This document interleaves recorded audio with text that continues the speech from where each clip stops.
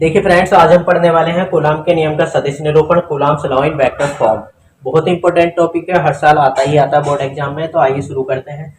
Coulomb के नियम का सदिश निरूपण करने के लिए हम दो बिंदु आवेश ले लेंगे। ठीक है, दो बिंदु आवेश हमने ले लिए। एक का नाम तो रख दिया हमने प्लस Q1 और एक का नाम रख दिया हमने प्लस Q2। ये दो बिंदु आवेश ले लिए, ये दोनों एक जगह फिक्स कर दिए, इसलिए इसका नाम रख दूंगा दो स्थिर बिंदु आवेश। मतलब एक जगह स्थिर है। दोनों के बीच की दूरी जो हमने ली आर दूरी, दोनों के बीच की दूरी जो है वो आर दूरी। आर दूरी पे दो बिंदु आवेश ले लिए। अब इनके पोजीशन वेक्टर खींच लेते हैं। पोजीशन वेक्टर खींचने के लिए हम एक्स वाई तल बना लेते हैं। ये हो गया हमारा एक्स अक्ष, ये हो गया हमारा वाई अक्ष और ये हो गया हमारा ओरिजिन। ठीक है, अब Q1 का पोजीशन वेक्टर लेते हैं। यहाँ से Q1 का पोजीशन वेक्टर, इसका नाम रख दिया हमने R1 वेक्टर। और Q2 का पोजीशन वेक्टर लेते हैं, इसका नाम रख दिया हमने R2 वेक्टर। ठीक है, ये हमने वेक्टरों के नाम रख दिए R1 और इसका नाम रख दिया हमने R2 वेक्टर।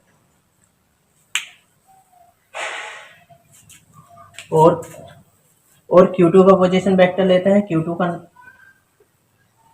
और हम Q2 का पोजीशन वेक्टर लेते हैं R2, इसका नाम हमने R2 रख दिया। ठीक है, देखो एक बार समझ लो, दो बिंदु आवेश लिए हमने Q1 Q2, जिनके बीच की दूरी R है। इनके पोजीशन वेक्टर ले लिए एक्स वाई तल खींच के। O से Q1 का जो पोजीशन वेक्टर है वो कितना है R1, और O से Q2 का जो पोजीशन वेक्टर है वो कितना है R2। ठीक है, अब देखो जैसा कि हमने पढ़ा है कि जो है एक से आवेश दोनों प्लस प्लस के हैं, तो अगर एक से आवेश होंगे, एक ही प्रकृति के आवेश होंगे, तो वो एक दूसरे को धक्का देंगे, मतलब प्रतिकर्षण बल लगाएंगे। तो Q2 इस पे बल लगाएगा इधर को और Q1 इस पे बल लगाएगा इधर को। ठीक है, तो यहाँ पे जो बल लगेगा Q1 पे दो के कारण, इसका नाम हम रख देते हैं F12। एक बल इधर को काम करेगा, Q2 इस पे जो धक्का लगागा तो उसका नाम रख दिया हमने F12, पहले वाले पे दो के कारण लगने वाला बल। अब दूसरे वाले पे Q1 भी इधर को धक्का देगा इसको, तो Q1 जो इसको धक्का देगा तो इसका नाम हम रख देते हैं, ये जो बल लगागा इधर को, इसका नाम रख दिया हमने F21। इतना तो क्लियर होगा। ये जो बल लगागा इधर को, इसका नाम F12 रख दिया, और ये जो इधर को बल लगागा इसका नाम F21 रख दिया। अब इनके पोजीशन वेक्टर भी होंगे। ये पोजीशन वेक्टर है इस वाले बल का और ये इस वाले बल का, दोनों की डायरेक्शन हो गई। तो इस वाले वेक्टर की डायरेक्शन कैसे दिखाएंगे? अब इसकी डायरेक्शन दो हो गई। अगर F12 की बात करेंगे तो इसकी डायरेक्शन इधर से इधर लेंगे, तो ये इसका पोजीशन वेक्टर जो हो जाएगा यहाँ से यहाँ तक, इधर को जो पोजीशन वेक्टर होगा इसका नाम रख देते हैं R12। समझ गए, R12। और इस वाले का जो पोजीशन वेक्टर होगा 2 का, इसका नाम रख देते हैं R21। क्लियर, इधर वाले पोजीशन वेक्टर का नाम R12 और F21 वाले की तरफ को जो वेक्टर है हमारा उसका नाम रख दिया F21। ठीक है, अब ये तीन बिंदु हमने ले लिए, इसका नाम रख दिया P, इसका नाम रख दिया Q। देखिए R1 R2 vector, R12 vector, R21 vector और R। इनके बारे में हम बता देते हैं क्या क्या है। F12 F21, इसके बारे में थोड़ा एक्सप्लेन कर लेते हैं क्या क्या चीज़ें हैं। एक्सप्लेन कर दोगे तो और आसान हो जाएगा। R1 जो है, R1 वेक्टर जो है Q1 का स्थिति सदिश है। Q1 का स्थिति सदिश,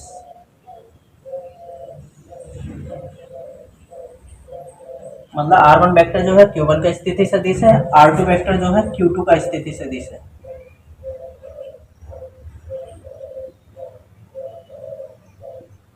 मतलब पोजीशन वेक्टर है।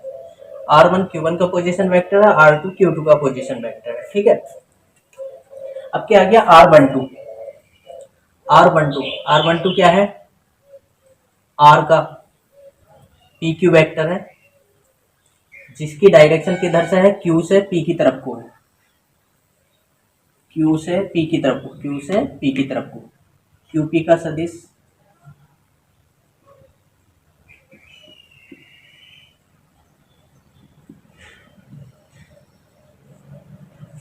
क्यू पी का स्थिति सदिश है।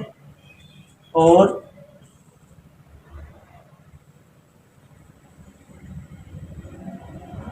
ये क्यूपी वेक्टर R12 जो है, R12 जो है क्यूपी वेक्टर है, मतलब क्यू से पी की तरफ उसकी डायरेक्शन है। जबकि R21 वेक्टर जो है पी से किधर को डायरेक्शन है, क्यू की तरफ को, तो ये पी क्यू वेक्टर है। आर जो है R12 और R12 और R21 दोनों की लंबाई है, मतलब दोनों का मैग्नीट्यूड है। आर जो है R12 का और R21 का मैग्नीट्यूड है, मतलब इसकी लंबाई। F12 जो है Q1 पर Q2 के कारण लगने वाले बल का स्थिति सदिश है। Q1 पर Q2 के कारण लगने वाले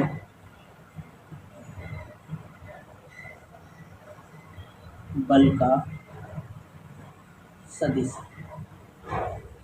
और F21 2 पर 1 के कारण लगने वाले बल का स्थिति सदिश है।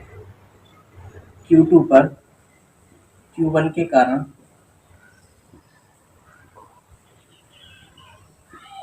लगने वाले बल का सदिश। ये हमने एक्सप्लेन कर दिया कौन सी चीज क्या है। ठीक है, अब हम वेक्टर के नियम में आ जाते हैं। वेक्टरों के जोड़ का नियम क्या होता है? वेक्टरों के नियम से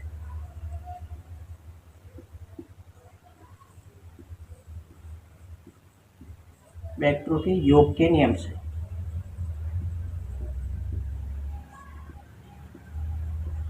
वेक्टरों के योग का नियम क्या होता है? इन्हें जोड़ते हैं तीनों वेक्टर। देखिए ये देखो यहाँ पे वेक्टरों के योग के नियम से वेक्टरों के योग का नियम लगा देते हैं। वेक्टरों के योग का नियम क्या होता है? एक वेक्टर ये है, दूसरा यहीं से शुरू होना चाहिए वेक्टर, बराबर होता है तीसरे वेक्टर के। समझिए, एक वेक्टर ये है, दूसरा वेक्टर ये है, बराबर तीसरे वेक्टर के होता है। अब यहाँ पे लगाते हैं ये वेक्टरों के योग का नियम। देखो R1 वेक्टर प्लस, यहाँ से कौन सा वेक्टर शुरू हो रहा है? इसकी चोट से। इसकी चोट से जो शुरू हो रहा है वो कौन सा हो रहा है? R21 vector plus R21 vector बराबर ये होगा किसके? तीसरे वेक्टर, मतलब R2 वेक्टर। क्लियर? यहाँ से R21 की वैल्यू निकाल लेते हैं। R21 वेक्टर बराबर हो जाएगा हमारा R2 vector minus R1 vector, equation number 1। ठीक है, क्लियर है? क्योंकि देखो ये R1 वेक्टर ये है और ये R21 हो गया, और ये बराबर किसके होगा? R2 vector. ये हमने योग का नियम लगा दिया, ये वेक्टर प्लस ये वेक्टर R21 बराबर किसके? तीसरे वेक्टर। अब फिर दोबारा से लगाते हैं यही नियम। देखो फिर दोबारा से आप वेक्टर चेंज कर देंगे। R1 वेक्टर ये है, मगर ये दूसरा वेक्टर जो आ रही है R12 उल्टी डायरेक्शन में आ रही है, तो यहाँ पे माइनस लगा देंगे। माइनस R12 वेक्टर बराबर किसके होगा? ये वेक्टर माइनस ये वेक्टर बराबर किसके होगा? तीसरे वेक्टर के, R2 वेक्टर के। ठीक है, यहाँ से R12 की वैल्यू निकाल लेते हैं। माइनस R12 वेक्टर बराबर हो गया R2 vector minus R1 vector. R12 की वैल्यू निकालते हैं। R12 बराबर, ये माइनस इधर ले जाएंगे तो ये हो गया R2 vector minus R1 vector, equation number 2। अब देखो 1 और 2 से क्लियर है, ये भी R2 माइनस R1 है और ये भी R2 माइनस R1 है, पर निशान इनके दोनों के अलग अलग है, तो इसका मतलब दोनों की डायरेक्शन अलग है। हम ये कह सकते हैं समीकरण 1 व 2 से, समीकरण 1 और 2 से ये तो क्लियर हो गया कि जो R21 वेक्टर है इसकी उल्टी डायरेक्शन में वेक्टर है R12, दोनों का मैग्नीट्यूड बराबर है, तो इसका मतलब दोनों वेक्टर बराबर हो गए। दोनों वेक्टर बराबर हो गए तो दोनों का मात्रक सदिश भी बराबर होंगे। यहाँ से ये रिजल्ट निकला, R21 का जो मात्रक सदिश होगा बराबर किसके होगा? माइनस R12 के मात्रक सदिश के। इतना तो क्लियर हो गया, एक रिजल्ट तो ये निकल के आया। ठीक है, इक्वेशन नंबर 3। R21 वेक्टर का जो स्थिति सदिश होगा वो किसके? R12 वेक्टर के स्थिति सदिश के बराबर होगा, और माइनस ये बता रहा है कि दोनों के साइन अपोजिट हैं। अब कूलाम का नियम लगा लेते हैं, कूलाम के नियम से।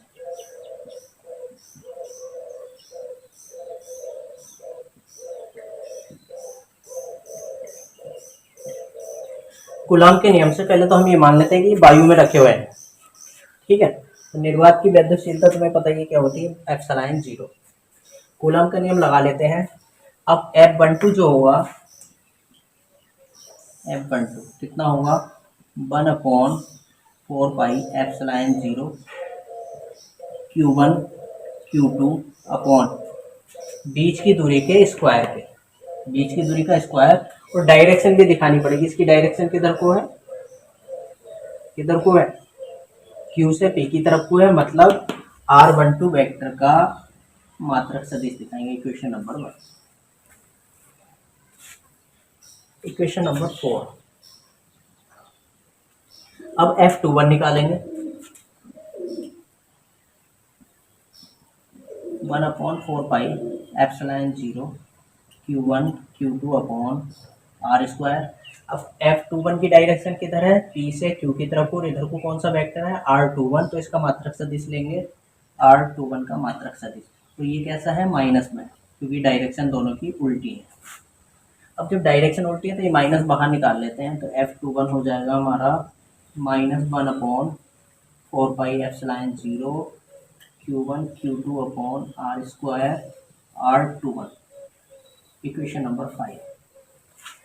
अब देखो F12 की वैल्यू कितनी है, 1/4 pi epsilon 0 Q1 Q2 upon R square into R1 R12 का मात्रक सदिश। और F21 कितना है, -1/4 pi epsilon 0 Q1 Q2 upon R square R21 का मात्रक सदिश। बस माइनस का अंतर है, माइनस ये दिखा रहा है कि एक की डायरेक्शन इधर को है और एक की डायरेक्शन इधर को है।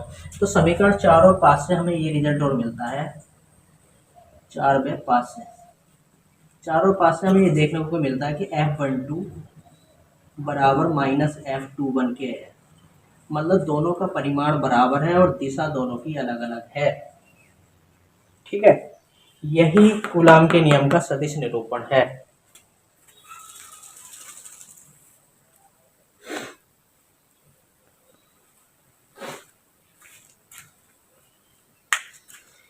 F12 बराबर -F21,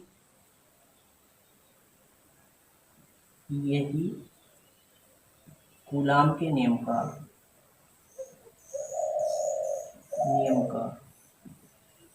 सदिश निरूपण है।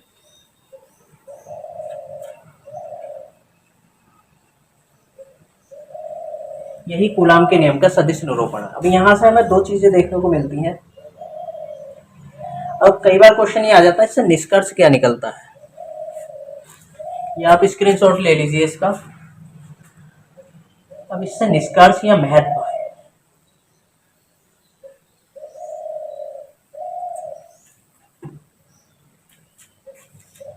अब इससे हमारे दो निष्कर्ष निकलते हैं। निष्कर्ष क्या निकलता है, नंबर 1, पहला निष्कर्ष ये निकलता है कि F12 बराबर किसके है, F-21 के, मतलब दोनों बराबर है और माइनस लगा हुआ तो दोनों के साइन अलग अलग हैं।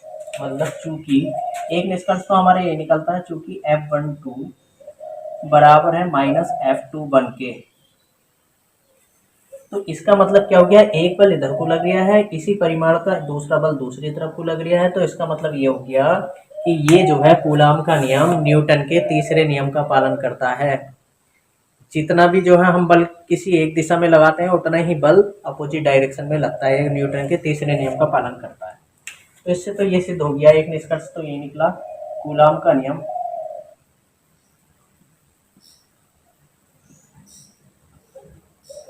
न्यूटन के तीसरे नियम का पालन करता है, नियम का पालन करता है।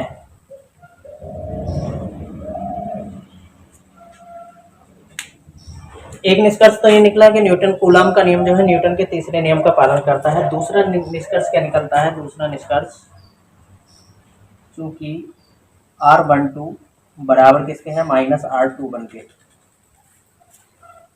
R12 वेक्टर बराबर किसके है, -R21 के, और दोनों का अगर हम मैग्नीट्यूड की बात करें,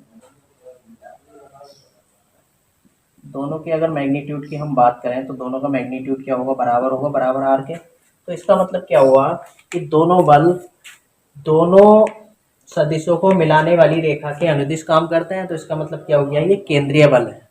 कूलॉम का नियम क्या है, केंद्रीय बल। दूसरा निष्कर्ष हमारा ये निकल जाएगा, चूंकि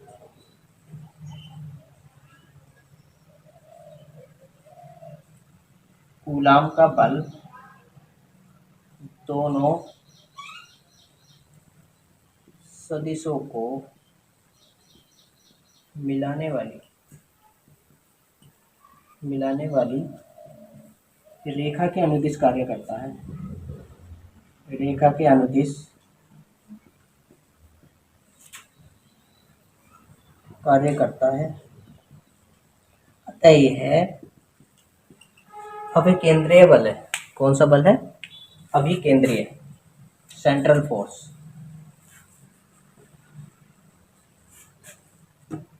अतः यह एक अभिकेंद्रीय बल है।